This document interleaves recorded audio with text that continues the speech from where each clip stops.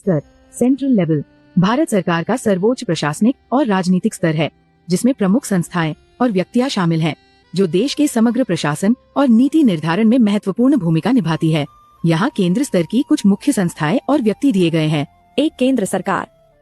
यह भारतीय संघ का सर्वोच्च प्रशासनिक निकाय है, जो राष्ट्रीय स्तर पर कानून बनाने, नीति निर्धारित करने और कार्यान्वयन करने का कार्य करता है। 2, राष्ट्रपति। राष्ट्रपति भारतीय गणराज्य का संवैधानिक प्रमुख होता है। राष्ट्रपति का कार्यकारिणी शक्ति का प्रतीक है, हालांकि उनका अधिकांश कार्य संसद और प्रधानमंत्री द्वारा तय किया जाता है। वे राज्य के प्रमुख होते हुए भी राष्ट्रपति के पद पर उनके कर्तव्य अधिकतर सांकेतिक होते हैं। 3, प्रधानमंत्री। प्रधानमंत्री केंद्र सरकार का प्रमुख होता है। वे सरकार की नीतियों और कार्यक्रमों के कार्यान्वयन में महत्वपूर्ण भूमिका निभाते हैं और केंद्रीय मंत्रिमंडल का नेतृत्व करते हैं। 4, केंद्रीय मंत्रिमंडल। यह प्रधानमंत्री और अन्य केंद्रीय मंत्रियों का समूह होता है, जो केंद्र सरकार के प्रमुख निर्णय लेते हैं और देश के प्रशासनिक कार्यों को चलाते हैं। इसमें विभिन्न मंत्रालयों के 5, सचिवालय। यह प्रशासनिक स्तर पर सरकारी कार्यों के संचालन और समन्वय का प्रमुख केंद्र होता है।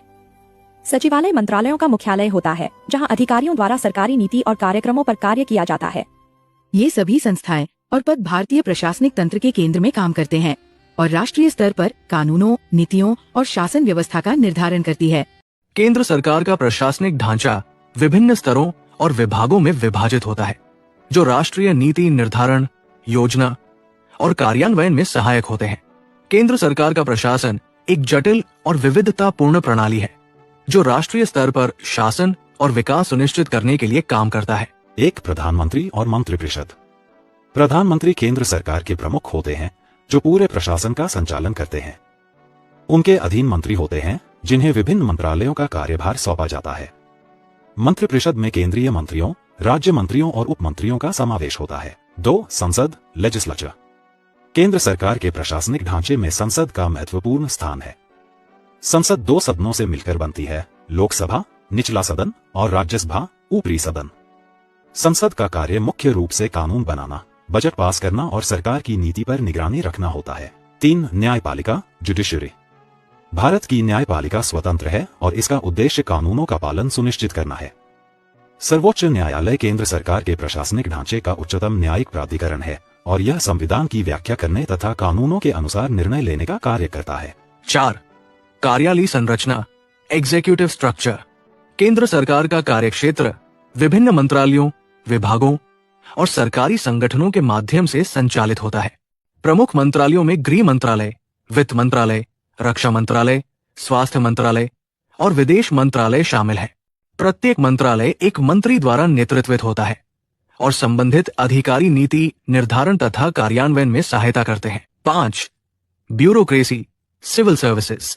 भारतीय प्रशासनिक सेवा, आईएएस, भारतीय पुलिस सेवा, आईपीएस और भारतीय विदेश सेवा, IFS जैसी विभिन्न सिविल सेवाओं के केंद्र सरकार भारतीय संघ का सर्वोच्च प्रशासनिक निकाय होती है, जिसका कार्य देश के समग्र प्रशासन, कानून व्यवस्था और नीति निर्धारण में प्रमुख भूमिका निभाना होता है। केंद्र सरकार के प्रमुख कार्य इस प्रकार है। 1, कानून बनाना। केंद्र सरकार संसद के माध्यम से कानून बनाती है। ये कानून राष्ट्रीय महत्व के होते हैं, जैसे सुरक्षा, आर्थिक नीतियां, विदेश नीति आदि। 2, नीति निर्धारण। केंद्र सरकार विभिन्न क्षेत्रों में नीति निर्धारित करती है, जैसे कि शिक्षा, स्वास्थ्य, रक्षा, अर्थव्यवस्था आदि। ये नीतियां पूरे देश में लागू होती है। 3, कार्यपालन।